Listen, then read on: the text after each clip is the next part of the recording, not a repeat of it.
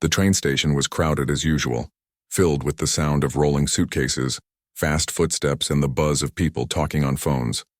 It was one of those busy evenings when everyone seemed to be in a rush, yet no one really knew where anyone else was going. The air smelled faintly of roasted coffee from the small kiosk near the corner, and the same voice kept announcing train arrivals in the background. Among all that noise, no one noticed the old piano sitting near the far wall. Its wood had faded, the paint chipped, and a few of its keys were yellowed with age. It looked like it had stories of its own, but no one cared enough to ask. Most people passed by without even turning their heads. On a cold bench nearby sat a woman quietly watching the piano. She had been there for a while, hands folded on her lap, her small backpack beside her. Her coat looked a little worn out, and her hair, though neatly tied back, showed that she didn't spend much time worrying about appearances. There was something gentle about her face, yet her eyes carried a heaviness that words couldn't explain.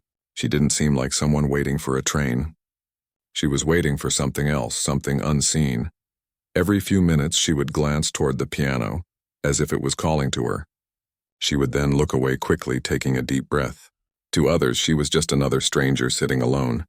No one knew that her heart was racing, not because she was nervous about a journey, but because of the memories that piano brought back. A little boy, maybe about 8 or 9 years old, noticed her staring. He was waiting with his mother, holding a small toy car in his hand. He kept watching her for a moment, curious about why she seemed so focused on that old piano. Children notice things adults overlook. After a few moments, he tugged his mother's sleeve. "Mom, do you think she can play?" he whispered, pointing at the woman. His mother smiled softly and said, "Maybe she can." "Why don't you ask her?" The boy walked over shyly and stood near her. "Excuse me," he said, his voice small but polite. "Do you know how to play the piano?" The woman looked up, a little startled at first.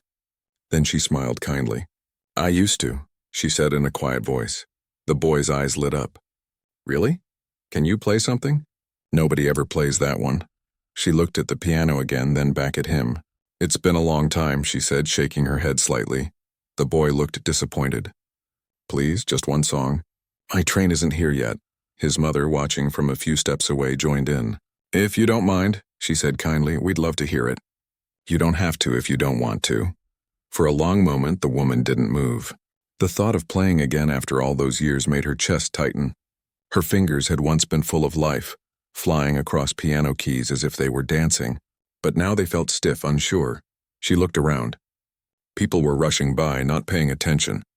Maybe it would be okay. Maybe no one would notice, all right, she whispered almost to herself. She stood slowly and walked toward the piano. Each step felt heavier than the last. When she reached it, she placed her hand gently on the lid, brushing away a thin layer of dust. The piano was old but not dead. She could feel that it still had music left in it. She sat down carefully on the creaky wooden stool. Her hands hovered over the keys, not yet ready to touch them. Her fingers trembled slightly. She closed her eyes for a second and took a deep breath. The boy sat cross-legged on the floor in front of her, waiting eagerly. At first, she pressed a single key, soft and slow. The note was a little flat, but it echoed beautifully in the open space. Then another and another. People nearby began to turn their heads. A few smiled, expecting a simple tune, maybe something cheerful or familiar. But what came next was something entirely different. Her hands began to move on their own. The melody that flowed out was slow, filled with a strange sadness that wrapped itself around every sound in the air. It wasn't a perfect performance, and some notes were slightly off, but it didn't matter. Each note carried a story. Each pause felt like a heartbeat. Within minutes, the noise of the station started to fade. People stopped walking. Someone turned down the volume of their phone. Even the announcements seemed to come and go unnoticed. The woman's head tilted slightly as she played, her eyes half closed. She wasn't just pressing keys. She was remembering. The sound of the piano filled the entire hall, touching hearts without asking for attention. It was as if the piano itself was speaking for her, telling everything she'd held inside for years. A young man sitting by the window of the waiting area lifted his phone and began recording. He couldn't believe what he was hearing. He had passed by that piano hundreds of times and never once stopped. But this time, something about the music pulled him in. The melody began to rise, stronger now, fuller. The woman's fingers no longer trembled. They moved with confidence as if the years of silence had been wiped away. Her shoulders relaxed, her expression softened, and for the first time in a long while she looked alive. People gathered slowly, first a few, then dozens. They formed a quiet circle around her, holding their breath. A man set down his coffee cup without realizing it. A girl recording with her phone forgot to blink. Even the boy who asked her to play sat perfectly still, his toy car lying forgotten beside him. Then came a part of the melody that changed everything. It was bright and hopeful, the kind of sound that makes you want to smile even when you don't know why. Some people began to cry without understanding what they were feeling. The woman played as if every hidden piece of her life was being released through those keys. The sadness, the love, the pain, all of it came pouring out. She didn't care who was watching anymore. She wasn't playing for them. She was playing for herself, for the person she once was, and for someone she had lost long ago. As the final notes faded, silence filled the station. No one moved. For a moment even time seemed to stop. Then slowly the sound of clapping started. It grew louder, echoing off the walls until it filled every corner of the space. The woman kept her hands on the keys, not looking up. She was breathing heavily, tears forming in her eyes. The applause sounded distant to her. She wasn't used to it anymore. The boy ran up to her and said, "That was amazing. You're really good." She smiled faintly, brushing away a tear. "Thank you," she whispered. "Do you come here to play often?" He asked eagerly. She shook her head. "No, I haven't played in a long time." His mother approached, still smiling, her eyes glistening a little. "That was beautiful," she said softly. "You made everyone stop. Even the station felt quiet." The woman nodded, trying to find words. "I didn't expect anyone to listen," she said.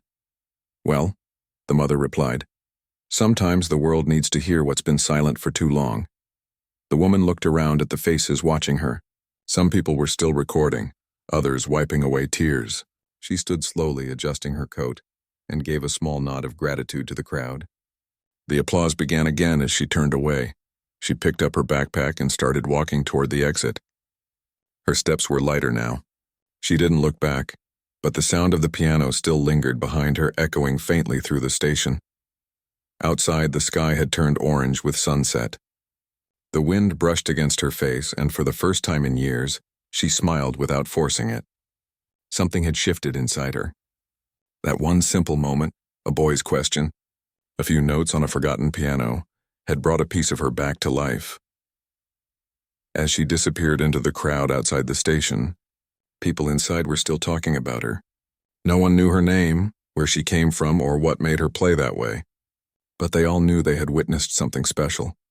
The boy held his mother's hand as they watched her leave. "Mom," he said. She looked happy at the end. "Yes," his mother replied, squeezing his hand gently. Maybe she remembered something she lost. He thought for a moment and then smiled. "I'm glad I asked her to play."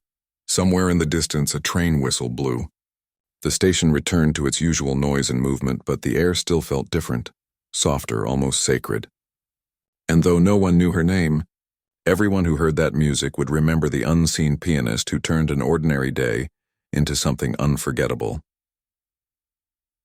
The train station slowly returned to its usual noise after she left, but the sound of her music still lingered in everyone's memory. People kept talking about her for the rest of the evening.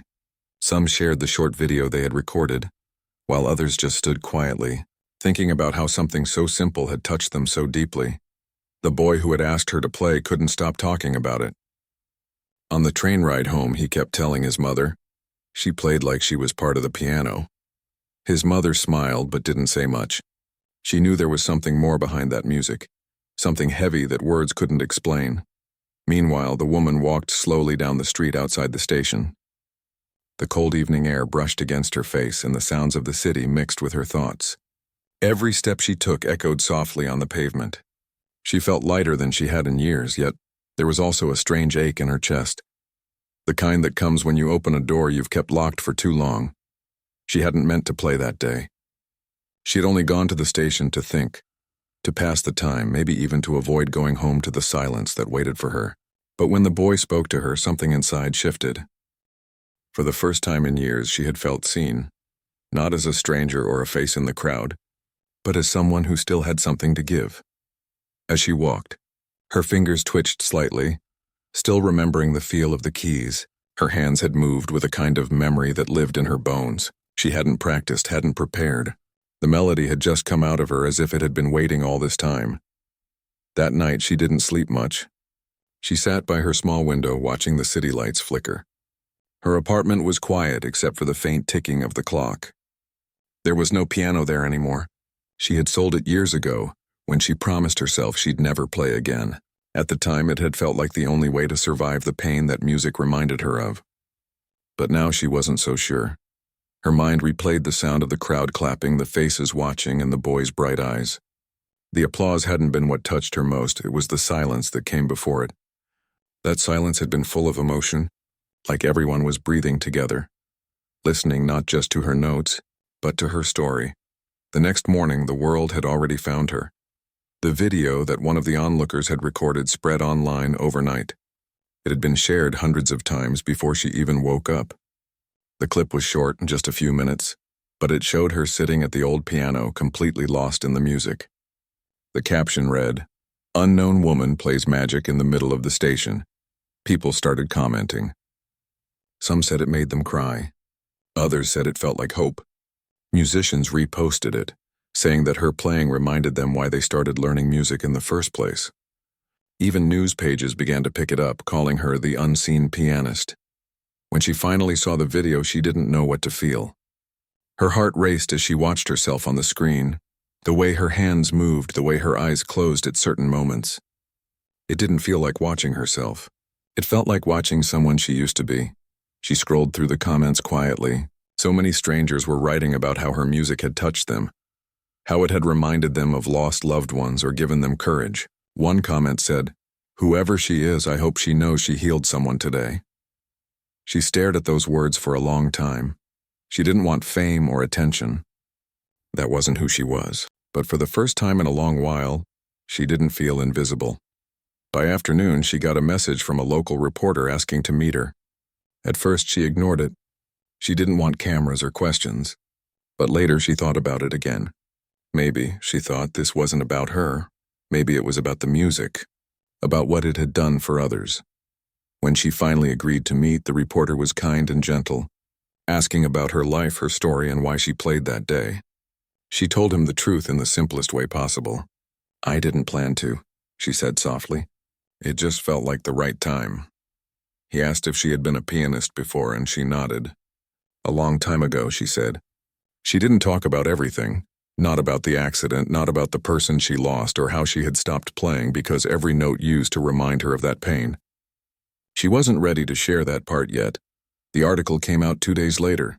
It was titled, "The Unseen Pianist Who Brought a Station to Silence." It told the story of how one woman with no stage and no audience had managed to make an entire crowd forget the world for a few minutes. It didn't reveal her full name, only her first initial, and that was exactly how she wanted it. Within a week, her story spread everywhere.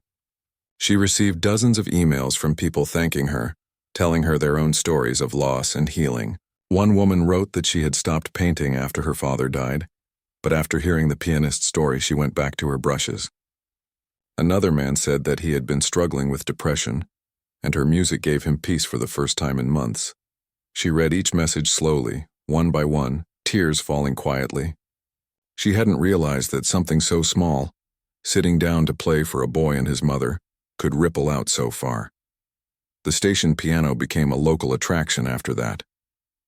More people started to stop and play it, leaving little notes under the lid that said things like, "For the unseen pianist, thank you for reminding us what matters." Someone even placed a small flower beside it, taped to a folded napkin that read, "Your music healed my heart." A few weeks later, she passed by the station again. She wasn't sure if she wanted to go in, but curiosity led her steps. When she entered, she saw a young man sitting at the same piano, trying to play the same melody she had played that day. He didn't get it exactly right, but the feeling was there. She smiled quietly and stood back, watching. A woman nearby noticed her and whispered, "That's her." Others began to look her way. She felt her cheeks flush and quickly shook her head, signaling that she didn't want attention. The crowd respected her silence. She slipped out quietly before anyone could follow. Outside, she stood for a while, watching people walk by. She felt something she hadn't felt in years: peace. The pain that once chained her to the past had softened. Music, the very thing that once broke her heart, had somehow helped her heal. That evening, she went home and pulled out an old box from under her bed. Inside were sheets of yellowed paper, her old music compositions. Some were half-finished, others covered in notes and scribbles. She looked at them for a long time. Then she sat down at her small desk, took out a pencil, and began to write again. The melody she wrote that night wasn't sad.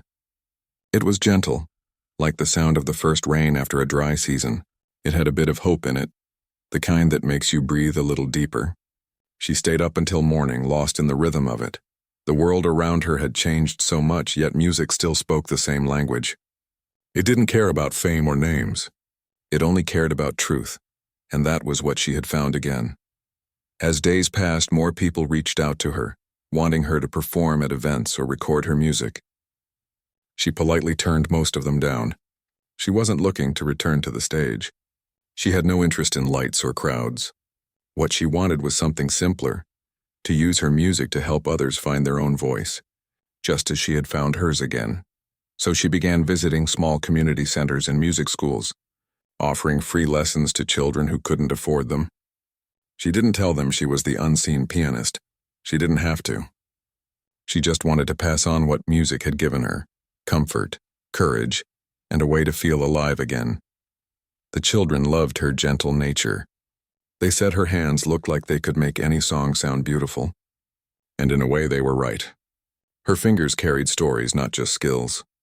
Late one evening, as she packed up after a lesson, she looked out the window and thought about that day in the train station. It had started as just a moment, a small, unexpected thing. Yet it had changed everything. She realized now that sometimes the most powerful moments in life happen when we least expect them. Not on stages, not in concert halls, but in ordinary places where hearts are open. And as she turned off the lights and locked the door, she whispered to herself, "Maybe I was never really unseen. I just needed to start playing again." The days after her story spread felt like a dream she hadn't asked for. People still talked about her online, calling her the unseen pianist, even though she never tried to make herself known. She wasn't used to being the center of attention anymore. For years she had lived quietly, avoiding crowds and conversations. Now strangers spoke about her with warmth, admiration, and curiosity. Yet they didn't know the truth that lived behind her silence. At night, she often sat near her small window with a cup of tea, watching the streetlights glow. Sometimes she thought about the old days, not the ones filled with sadness, but the ones when music used to be her world. She could still remember what it felt like to walk onto a stage, the soft rustle of the audience waiting, and the moment of peace before her first note. She had once dreamed of traveling the world, of sharing her own compositions, but all of that had disappeared after the accident. The night of the crash had changed everything. She had been in the car with the person she loved most, someone who had believed in her music even more than she did. They had been on their way back from a concert when the rain started. The road was slick, the lights blurry, and in one brief, cruel second, everything she knew turned into silence. She survived, but he didn't. Her hands were badly hurt, and doctors said it would take months for her to recover. But it wasn't her hands that truly broke, and it was her spirit. The music that once gave her life now reminded her of loss. She couldn't bear to sit at a piano again. Every key she touched made her remember what she had lost. So she stopped playing. For years she refused to even listen to the sound of a piano. When she finally healed enough to move her fingers again, she sold her piano and packed away all her sheet music. She told herself that part of her life was over. She worked small jobs, moved to a quiet apartment, and spoke little to anyone. Her world became smaller, quieter. She was a woman without a song, until that day at the station. Now she realized that playing again had opened a door she thought was forever closed. The music she played that day wasn't just a tune. It was a piece she had written long ago but never finished. It was meant to be a duet for her and him, but she could never complete it after he died. Without realizing it, she had finished it that day at the station. A few weeks later, she received a letter in the mail. The envelope was simple, but the handwriting was neat and careful. Inside was a message from an elderly music teacher who had seen her video online. It said, "Your music reminded me of why I started teaching. I'm too old to play in public now, but I want to thank you for giving back the beauty I thought the world had forgotten. If you ever wish to visit my small music school, my door is open." She held the letter close, her heart full of warmth. The address was only 2 towns away. She hadn't planned on traveling, but something inside her told her to go. The next week, she took a bus to the small town. It was quiet, with cobblestone streets and little shops that looked like they hadn't changed in decades. She found the music school easily. It was a tiny building with ivy climbing the walls and the soft sound of piano notes drifting from inside. When she walked in, she saw children sitting on small stools, practicing their scales. The old teacher, with kind eyes and white hair, greeted her warmly. "I'm glad you came," he said softly. "These children need to see what music really means." She spent the afternoon watching them play. Their little fingers stumbled over the keys, but their faces were full of joy. She smiled quietly, remembering herself at their age, full of dreams, believing music could change the world. Before leaving, the teacher asked her if she would play something for them. At first, she hesitated, but the children's hopeful faces made her nod. She sat at the piano, a small upright one that sounded slightly out of tune, and began to play the same melody from the station, but slower this time, gentler, filled with warmth instead of sorrow. The children listened quietly, some closing their eyes, others watching her hands. When she finished, there was a moment of silence, then soft clapping and wide smiles. The old teacher leaned closer and said, "You've carried pain through your music, but now it's becoming light. Don't stop playing again. The world still needs what you have to give." She didn't know how to answer. For years she had tried to hide from the world. Now it seemed like the world was gently calling her back. That evening she returned home feeling different. The air felt lighter, her steps quicker. She looked through her old box of music sheets again, reading through songs she had written long ago. Each page carried a piece of her past, her dreams, her struggles, her memories. For the first time, she didn't feel pain while looking at them. She felt grateful. Over the next few months, she began to visit the small music school regularly. She taught the children simple melodies, helped them with their timing, and told them stories about what music could do for the soul. The children adored her. They said her music made them feel calm and safe. One day, one of the little girls brought her a folded paper. On it was a crayon drawing of the woman sitting at the piano, surrounded by hearts and music notes. At the bottom, the girl had written, "You make the piano happy." She held back tears when she saw it. That simple message meant more than all the applause in the world. The video of her performance at the station continued to travel online. People from other countries started sharing it, some even using it in music therapy programs. A journalist called her again, asking if she would be open to performing publicly. This time she didn't say no, but she didn't want a concert or a big stage. She wanted to play at the station again, the same place where it had all started. She contacted the station officials, who were more than happy to welcome her back. They even had the old piano cleaned and tuned, placing it near the same corner where she had played that first day. They hung a small sign nearby that read, "Music can heal what silence hides." On the day of her return, a small crowd gathered. Some people from the first performance were there again, along with new faces, families, travelers, children holding phones ready to record. She felt nervous, her heart pounding in her chest, but when she sat at the piano, that nervousness turned into calm. She began to play. The same melody, but now it sounded different, brighter, stronger, full of hope. The station filled with sound, and once again people stopped in their tracks. Some smiled, some cried, and some just stood still listening. When she finished, the crowd clapped loudly. But this time she looked up, smiled, and said softly, "Thank you for listening." Her voice trembled, but her heart was steady. Afterward, several people came to her, thanking her, telling her how much her story meant to them. A woman said, "You made me remember my mother's favorite song." A man whispered, "I was going through a dark time, but your music helped me see light again." She realized then that music wasn't just about notes or melodies. It was about connection. Every song was a bridge between hearts, between strangers who might never speak but could still understand each other. When she left the station that evening, She didn't feel unseen anymore. She didn't need her name to be known or her face to be recognized. What mattered was that her music had found its way back into the world, and in doing so, had brought her back to life too. She looked up at the night sky and whispered softly, "I hope you heard it too." Somewhere deep inside, she felt that the person she lost had been listening all along, and for the first time in many years, she didn't feel alone. She felt complete, a pianist who had once fallen silent but found her voice again, not through fame or fortune, but through courage, kindness, and the power of one song played at the right time. After that second performance at the train station, something inside her changed completely. She didn't return home feeling uncertain or afraid like before. Instead, there was a calm in her heart, the kind that comes when you finally know where you belong. The applause, the kind words, even the quiet smiles from strangers, all of it felt like pieces of light finding their way back to her. But more than anything, she felt that she had made peace with her past. For years, she had carried pain like a shadow that followed her everywhere. No matter how much she tried to hide from it, it stayed close. Yet when she played again, truly played from her heart, that shadow began to fade. The world continued to talk about her story. People called her brave, inspiring, and gifted. But she didn't see herself that way. To her, she was just someone who finally stopped running from what she loved. She didn't want fame.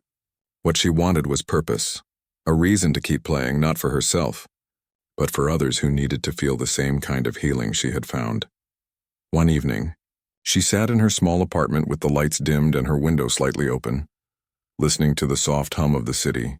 The letter from the old music teacher still sat on her table, the one that had brought her to his school.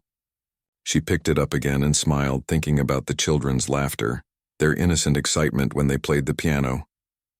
That memory warmed her heart. Then an idea came to her. What if she could do something bigger for them? Not just teach a few children, but create something that would help others find their own voice through music. She didn't have much money or connections, but she had something even more powerful, a story that had already touched hearts around the world. The next morning, she began writing a small plan in her notebook. She wanted to start a program to help underprivileged children learn music for free. It would be simple: donated instruments, volunteer teachers, and a safe space for children to express themselves. She decided to call it the second melody, because for her it symbolized getting a second chance at life, a second song after silence. She reached out to the old teacher for advice. When he read her message, he called her right away. His voice was full of excitement.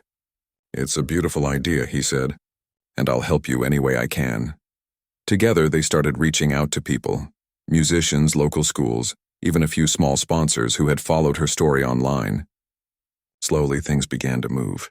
Donations came in, not much at first, but enough to buy a few used instruments.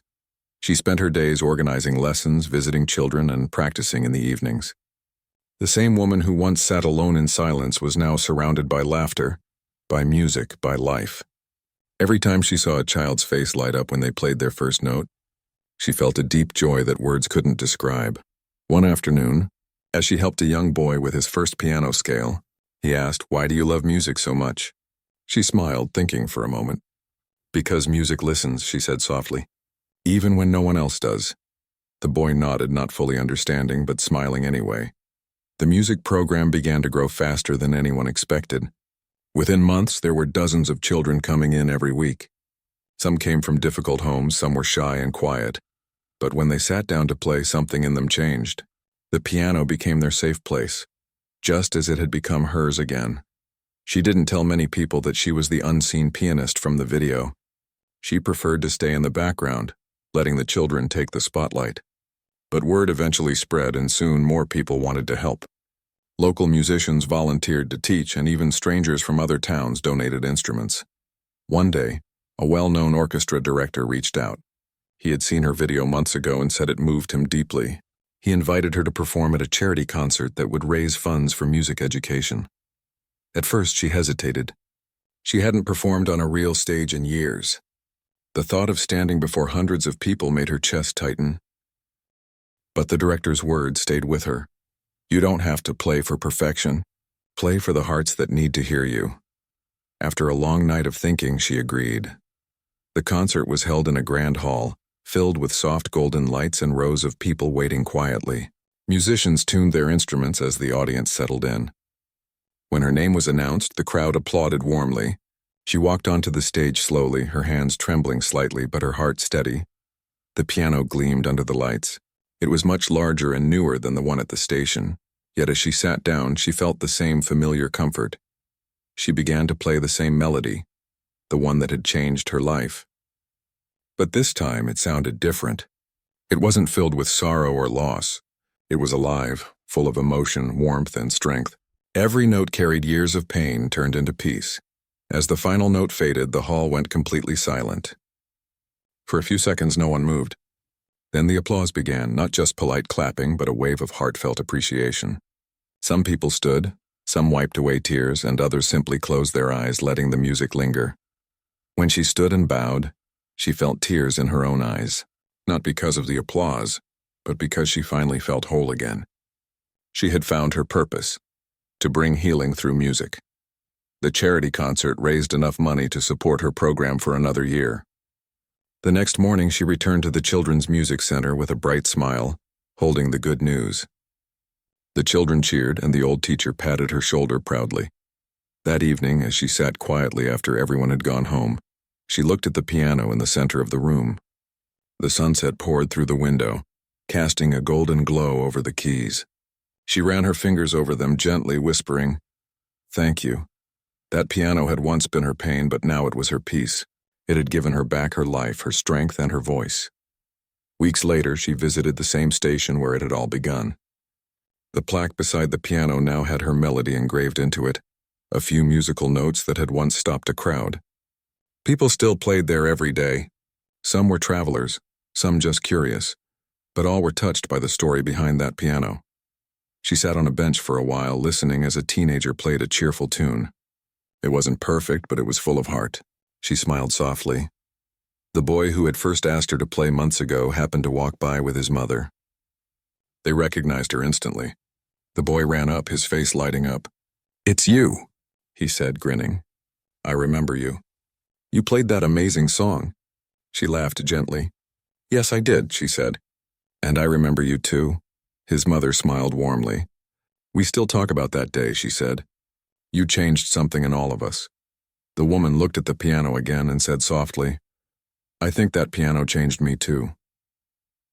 They stood there for a while, listening to the teenager finish the song. When he was done, the boy clapped loudly and she joined in. It felt like life had come full circle, from silence to sound, from pain to peace. As she walked away, she didn't feel like the unseen pianist anymore. She felt like someone who had lived through both loss and light, someone who had turned her pain into purpose. She had learned something precious. That music doesn't just belong on big stages or in grand halls. It lives in small corners and quiet stations, in the hearts of people who need it most. And so she promised herself that as long as her hands could move and her heart could feel, she would keep playing. Not for fame, not for applause, but for the people who might be standing somewhere in silence, waiting for a song to remind them that they are not alone. The days after her return to the station felt calm, yet alive in a way she had never expected. People still stopped by to play the piano, sometimes leaving small notes of thanks or sketches of music notes taped underneath the keys. It had become a quiet sanctuary, a place where anyone could pause and feel a moment of beauty in a world that often moved too fast. She visited the station often, but not as a performer. She preferred to watch from a distance, seeing how people connected with the music in their own ways. Some children would tentatively press a key, unsure if they were doing it right. Some adults would close their eyes and let memories drift with the notes. She loved seeing how the piano gave life to each person's small story, just as it had given life back to hers. One late afternoon, she noticed a little girl sitting on the bench, staring at the piano but too shy to approach. The girl's hands were folded tightly in her lap, her small shoulders hunched as if carrying a heavy weight. The woman walked over slowly and knelt beside her. "Would you like to play?" she asked gently. The girl looked up, wide-eyed, hesitant. I don't know how," she whispered. "That's okay," the woman said softly. "You don't need to know everything. Just press a key and see what happens." The girl tentatively pressed a single key. A soft note filled the air, then another, and another. Slowly, she began to smile, her fingers moving with growing confidence. The woman watched quietly, a soft warmth spreading in her chest. It reminded her of herself years ago, sitting alone and waiting for someone to notice her music. She remembered the boy who had first asked her to play at the station, and how that simple question had changed her life. Now she had a chance to do the same for someone else. Over the next few weeks, she returned to the station regularly, sometimes bringing small sheets of music for children to follow, sometimes just sitting quietly and letting them explore on their own. She noticed how different each child was, some shy, some bold, some thoughtful. But all of them experienced the same magic that music had given her, the feeling of being alive, being seen, and being heard without words. Word of her presence at the station spread quietly through the neighborhood. People didn't know her story fully, but they noticed something in the way she taught and listened. She wasn't a teacher who demanded perfection, nor a performer who sought applause. She was simply someone who believed that music could heal, and that belief was contagious. One evening, as the sun dipped low and the sky turned a soft pink, she noticed a young man struggling to play a tune. He looked frustrated, pushing the keys too hard and making sharp, clumsy sounds. The woman sat beside him and whispered, "Music isn't about pressing keys perfectly. It's about letting your heart speak." He paused and looked at her. "But what if I sound wrong?" "That's the best part," she said with a gentle smile. "There's no wrong. Just you and the music you make." He tried again, slowly at first, then with more confidence. The sound was not perfect, but it was honest. His face lit up with pride. She felt a familiar warmth, the same feeling she had when she played that first day at the station. It was a small moment, but it carried the weight of everything she had lost and found again. The seasons began to change. Leaves turned gold and fell. Winter brought cold winds and quiet mornings. Yet the piano remained a constant presence. People still came, and she continued to guide those who needed it. Each note played, each small smile she witnessed, reminded her that life could be gentle and powerful at the same time. One afternoon, she received a letter from a woman she didn't know. The letter was simple, written on plain paper, and it read, "I saw your video months ago. I was in a dark place and your music reminded me to keep going.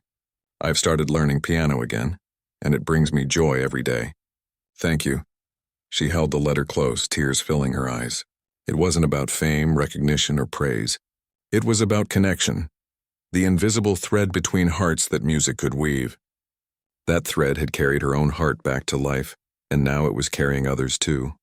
The next week, she was invited to participate in a small local music festival. At first, she hesitated. The idea of performing in front of strangers made her anxious. But then she thought of the children, the people at the station, the woman who wrote her letter. She realized that if she could help even one person feel the way she had felt while playing, it was worth it. The festival was held in a small park, with a few hundred people gathered on benches and blankets. Children ran and played nearby while their parents watched. She sat at the piano, taking a deep breath, and let her fingers move over the keys. The music began softly, carrying the same melody she had played months ago. But now it was different, filled with hope, resilience, and a quiet strength that made everyone listening stop and feel something they couldn't name. People leaned forward, silent, letting the sound wash over them. Some closed their eyes, some smiled, and a few even shed tears. As the final notes faded, the applause was gentle but heartfelt.